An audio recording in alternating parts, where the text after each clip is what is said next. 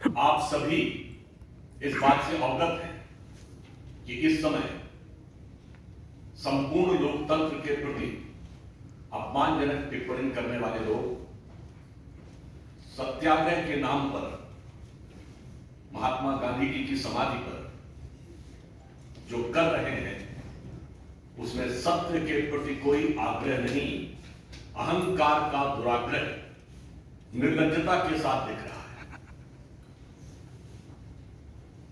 यह बात मैं इसलिए भी कह सकता हूं कि जब उन्होंने गांधी जी की समाधि और शब्द दोनों का प्रयोग किया है तो यह गांधी जी के प्रति भी एक अवमानना और दुराग्रह दिखता है, क्योंकि गांधी जी ने अपना पहला सत्याग्रह 1906 में ट्रांसवाल में सामाजिक कारण से किया था। भारत में 1919 में रोलेट एक्ट के लिए किया था। यह पहली बार अपने लिए, अपने निजी कारण से न्यायालय के द्वारा सजा याफ्ता होने के बाद न्यायालय के विरुद्ध करते हुए दिखाई पड़ रहे हैं। इससे अधिक दुराग्रह और दम सत्याग्रह के आवरण में संभव नहीं है। हम बहुत स्पष्ट रूप से कहना चाहते हैं कि इस पूरी प्रक्रिया में जो कुछ भी हुआ वह एक न्यायिक प्रक्रिया का हिस्सा है। न्यायिक प्रक्रिया के द्वारा उन्हें सजा हुई और यह बहुत समय से भारत की संसद के द्वारा बनाया नियम है जिसके तहत उनकी सदस्यता स्वतः चली गई। जैसे अगर आपका एंट्रेंस एग्जाम का रिजल्ट खारिज हो जाए तो आप विश्वविद्यालय में प्रवेश ले चुके हो तो वह स्थान स्वतः आपका खारिज हो जाता है। यह इसमें लीगल पोजीशन है और यानी इसके लीगल, पॉलिटिकल और मॉरल तीनों एस्पेक्ट है। अगर आप पॉलिटिकल एंगल से देखें, जितने भी प्रकार के आरोप लगा रहे हैं वो निराधार है। भारतीय जनता पार्टी का स्पष्ट मानना है कि आपको जो जो कहना है कहिए, जो अपशब्द कहने हो कहिए, भाजपा के विरुद्ध कहिए, हमने उसे स्वीकार किया है। सरकार के विरुद्ध आपने कितना कुछ कहा, हमने उसे शांति से स्वीकार किया। प्रधानमंत्री श्री नरेंद्र मोदी जी के विरुद्ध कितना विषवमन किया, हमने उसके ऊपर भी शांत रहे। परंतु जब आप भारत के विरुद्ध बोलते हैं, पिछड़े समाज के विरुद्ध इस प्रकार की घृणा और वैमनस्य की बात करते हैं और उस पे आपको जब न्यायालय के द्वारा सजा होती है और फिर जब आप उसमें राजनीतिक आरोप लगाने का प्रयास करते हैं तो इसमें मुझे उद्दंडता और निर्लज्जता दोनों नजर आती है और यह हमें स्वीकार्य नहीं है, क्योंकि यह भारत और भारत की परंपरा का अपमान है। और याद करिए, अहंकार की बात हम क्यों कह रहे हैं? अहंकार इसी नियम के तहत बनने वाले अध्यादेश को फाड़ने में भी था और आज पालन करने में भी है। दूसरा, हमारे हृदय में जो पीड़ा है, गांधी जी की समाधि पे आप अपने तथाकथित सत्याग्रह में ऐसे व्यक्तियों को ले जा रहे हैं जिन्होंने हिंसा में बढ़ चढ़कर हिस्सा नहीं लिया था। श्री जगदीश टाइटलर सत्य और अहिंसा के प्रतीक गांधी जी की समाधि पर न सत्य न अहिंसा, असत्य और हिंसा दोनों के प्रतीकों को सामने लेकर फिर आप यह आवरण ओढ़ने का प्रयास कर रहे हैं। और उससे अधिक हद तो तब हो गई जब कांग्रेस के वरिष्ठ नेता और राज्यसभा में कांग्रेस संसदीय दल के उपनेता प्रमोद तिवारी जी इस सीमा तक चले गए कि जब सजा दी जानी चाहिए तो परिवार को देखकर, यानी गांधी परिवार की पृष्ठभूमि को देखकर दी जानी चाहिए। यानी ये बहुत आश्चर्यजनक बात है। इसके अंदर भी एक संवैधानिक विषय है कि कांग्रेस पार्टी न्यायालय के न्यायिक विवेक से अपने को ऊपर समझती है। It means Congress party considered themselves superior than the judicial jurisprudence of the courts, and they will decide that in what manner and on what basis the court should give their final verdict. इसलिए मैं कहना चाहूंगा कि शायद जिसे कहावत है हिंदी में, रस्सी जल गई पर बल नहीं गया। एक देश में दो विधान इन्हें आज भी चाहिए, एक विधान आम आदमी के लिए और एक विधान अपने परिवार के लिए। वैसे एक सरकार में दो प्रधान तो वो चला चुके हैं और पार्टी में भी 2 प्रधान चला रहे हैं, यानी 2 प्रधान चला रहे हैं और परिवार के लिए 2 विधान इन्हें आज भी चाहिए। और फिर प्रमोद तिवारी जी कहते हैं परिवार की पृष्ठभूमि देख के देना चाहिए। तो मैं विनम्रता के साथ स्मरण दिलाना चाहता हूं कि आप ही के परिवार में आपकी दादी श्रीमती इंदिरा गांधी जी न्यायालय के द्वारा दोषी सिद्ध हुई थी चुनाव में धांधली के आरोप में। यह आपकी परंपरा है, पृष्ठभूमि है, और उन्होंने अपने को उसके बावजूद इंडिया इंदिरा कहा था। श्री राजीव गांधी जी भारत के पहले प्रधानमंत्री बने थे तो बोफोर्स में भ्रष्टाचार के आरोप में आए थे, और उन्होंने उसके बाद यह भी बोला था कि बड़ा पेड़ गिरता है तो धरती हिलती है, कि हजारों सिखों के नरसंहार को जस्टिफाई किया था। आपकी माता जी के छत्र छाया में चल रही सरकार में महात्मा गांधी की समाधि पर लिखे हे राम के राम को काल्पनिक कह दिया गया था। तो मान्यवर किस पृष्ठभूमि की आप बात कर रहे हैं? पृष्ठभूमि तो और भी ज्यादा खतरनाक नजर आ रही है, और यहां पर विषय उससे भी ज्यादा है। भारत के पिछड़े समाज के प्रति इस प्रकार का दुराग्रह, और उसके बाद आप जिस बेशर्मी के साथ उस चीज का समर्थन कर रहे हैं वो दुखद है, पीड़ादायी है। ईमानदारी तो ये कहती थी कि आपको क्षमा याचना करनी चाहिए थी, और दुख की बात यह है कि ये जितने भी अपने को पिछड़े दलितों के अलंबरदार बनते हैं वो अचानक मौन साधना में क्यों चले गए? इतना बड़ा बयान, जातिगत अपमान पूरे पिछड़े वर्ग का किसी अन्य ने कर दिया होता तो पूरे देश में आग लगा दी होती, परंतु आज ऐसा लग रहा है कि ये सारे के सारे अलंबरदार मौन साधना में चले गए। बड़े आश्चर्य की बात है जो ये कहते हैं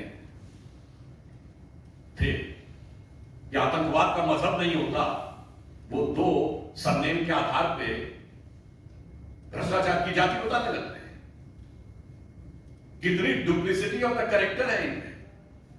और मैं ये भी कहना चाहूंगा, शायद राहुल गांधी जी के लिए चोर शब्द बहुत भारी पड़ रहा है। 2019 के लोकसभा चुनाव में उनको इसी के लिए सर्वोच्च न्यायालय से लिखित माफी मांगनी पड़ी। मान्यवर, मैं कांग्रेस के नेताओं का कहता हूं पृष्ठभूमि यह है, न्यायालय के द्वारा लिखित माफी मांग चुके हैं, न्यायालय के द्वारा बेल पर हैं भ्रष्टाचार के आरोप में, और न्यायालय के निर्णय को मिसकोट करने के लिए अनकंडीशनल अपॉलॉजी मांग चुके हैं। तो आप किस पृष्ठभूमि की बात कर रहे हैं? इसलिए मैं सिर्फ ये कहना चाहूंगा कि यह सत्याग्रह किस लिए? मैं स्पष्ट कांग्रेस पार्टी से पूछना चाहता हूं, यह तथाकथित सत्याग्रह किस लिए? आपने पिछड़ी जाति का अपमान किया, उसको जस्टिफाई करने के लिए, या न्यायालय ने आपको सजा दी है तो न्यायालय के विरुद्ध है, या भारत के जिस नियम के तहत आपको उस सजा के कारण डिस्क्वालीफाई होना पड़ा है उसके विरुद्ध है, या हिंसा में शामिल लोगों को आपने इसमें साथ में लिया है तो यह अहिंसा के विरुद्ध है। इसलिए मैं यह कहना चाहता हूं कि यह कोई लोकतंत्र के लिए नहीं है। लोकतंत्र के अंदर राजनीतिक अहंकार का पूर्वाग्रह जिन लोगों में है और पिछड़ी जातियों के प्रति दुराग्रह जिन लोगों में है, यह उनके अहंकार का एक प्रदर्शन मात्र है और कुछ नहीं।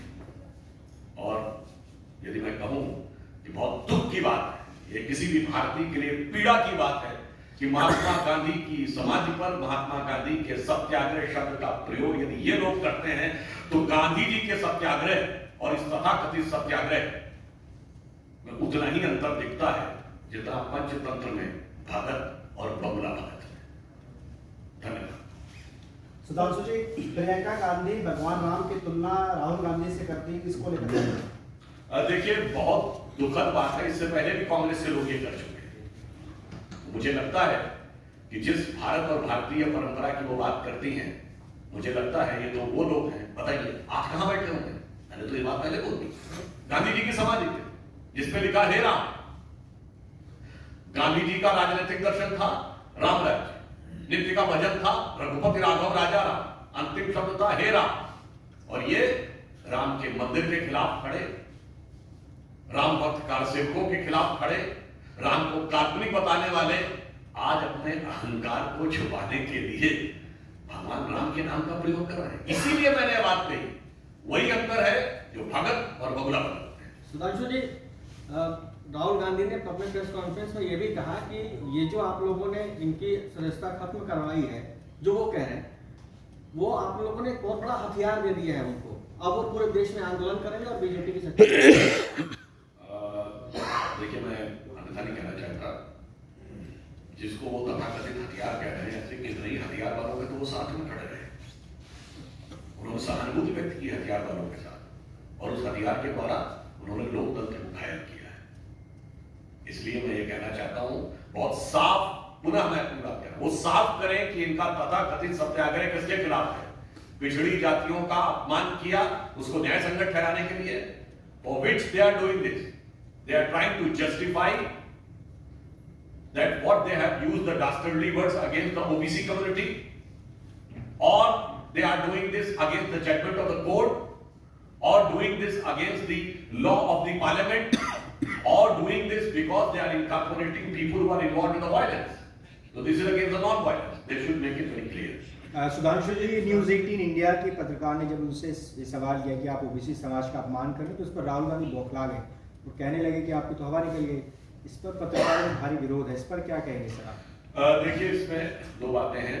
राहुल गांधी जी भारत की राजनीति के, उनकी कई कैरेक्टरिस्टिक्स हैं। वो चिर युवा है, 50 पार करने के बाद भी युवा है, चिर व्याकुल भी है, आप देखेंगे वो हमेशा एजिटेटेड रहते हैं, पर चिर व्यथित भी है, दुखी भी हमेशा रहते हैं, और चिर कुपित भी है, उससे भी हमेशा रहते हैं।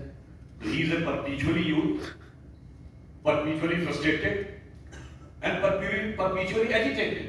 So this is nothing but a reflection of his own characteristic. और जहाँ तक मुझे जानकारी है कि शायद वो पत्रकार शायद कांग्रेस पीट गई है। Sir, Rahul Gandhi also said that he will not वो माफ़ी नहीं मांगेंगे सावरकर की तरह, and he is standing by his words, and he is less than 4 weeks away from the jail if he doesn't go to the higher court. One thing I would like to say that in this context, Chief Minister of Maharashtra, Shinde ji has already made it very clear that why Rahul Gandhi is continuously, consistently trying to disrespect Veer Savarkar. And on this context, I would like to see, बिल्कुल, अरे हमारे उनकी इस पर सोचो, बड़ा अंतर है। ये बात पुनः दोहरा रहा हूँ कि वीर सावरकर को तो 2 जन्मों के कारावास हुआ था।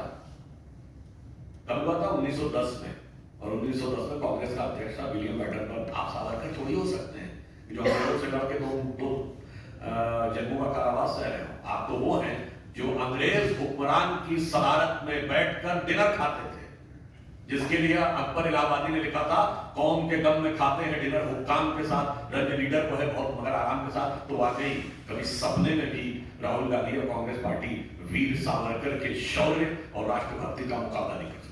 And he is 4 weeks away from the jail term. It is for him to decide, because as per the laid down constitutional and legal procedure, he is having every right to move to higher court. So, whatever the decision of the court, we cannot predict whether he will get any relief from the higher court or not. We are not like that party, like the Congress, who considered themselves over and above the jurisprudence of the courts. अब ऐसे एक और बात बता, मुझे अचानक ध्यान आ गया, जो प्रमोद तिवारी जी ने कहा कि गांधी परिवार के लिए अलग नियम होना चाहिए, तो उन्होंने ऐसे नहीं कहा है। मैं याद आ गया पिछली सरकार में जब हम लोग जाते थे एयरपोर्ट पे, तो जो विशिष्ट अतिथियों के लिए लाउंज होता उसमें क्या लिखा रहता था?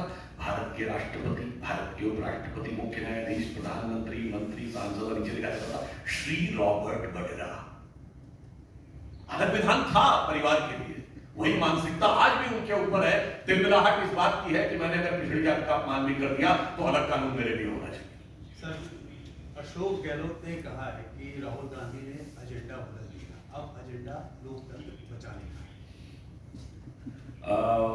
वैसे तो मात्र कुछ महीने पुरानी तो बात है, पिछले साल जब एजेंडा ये था कि अशोक गहलोत को राष्ट्रीय अध्यक्ष बनाना है, और अशोक गहलोत जी ने ऐसा एजेंडा बदला कि भारत के इतिहास में पहला उदाहरण होगा कि जो पार्टी का संभावित राष्ट्रीय अध्यक्ष हो वो बागी हो जाए। तो मुझे लगता है कांग्रेस ने एजेंडा कब कैसे किस आधार पर बदल जाता है ये तो पता नहीं, पर एक एजेंडा तय है कि भारत का अपमान करना है, मोदी जी के प्रति घृणा है, भाजपा के प्रति वैमनस्य है, और इसने कह दिया एजेंडा में एक और चीज जुड़ गई है कि पिछड़ी जातियों के प्रति भी अपमान और तिरस्कार है, और उसके ऊपर मेरा अहंकार है। सर एक सवाल लास्ट सवाल सर कि प्रियंका गांधी ने कहा है कि उनके इस देश के लोकतंत्र को उनके परिवार के खून से सींचा गया है, और भगवान राम और पांडव को उन्होंने पूछा कि क्या वो भी परिवारवादी थे। देखिए ये बड़ा आश्चर्य होता है, आज तो तथाकथित सत्याग्रह गांधी जी के समाधि में चल रहा है, वो कह रही है खून से सींचा, और हमें तो इतिहास में पढ़ाया कि एक बिना एक भी खून की बूंद बहाए आजादी मिल गई। तो भाई प्रियंका जी क्या सत्य है तो बता दीजिए, जो आपकी सरकारों के दौरे हुकूमत में किताब में पढ़ाया गया कि गांधी जी ने बगैर खून की बूंद बहाए आजादी दे दी, या वो जो आप कहने का प्रयास कर रहे हैं, और फिर यदि कह रही है तो मैं कांग्रेस पार्टी को चुनौती से कहता हूं कि वो एक कांग्रेस का राष्ट्रीय अध्यक्ष स्तर का नेता बताएं जिसने अंग्रेजों के जमाने में जिसका खून बहा।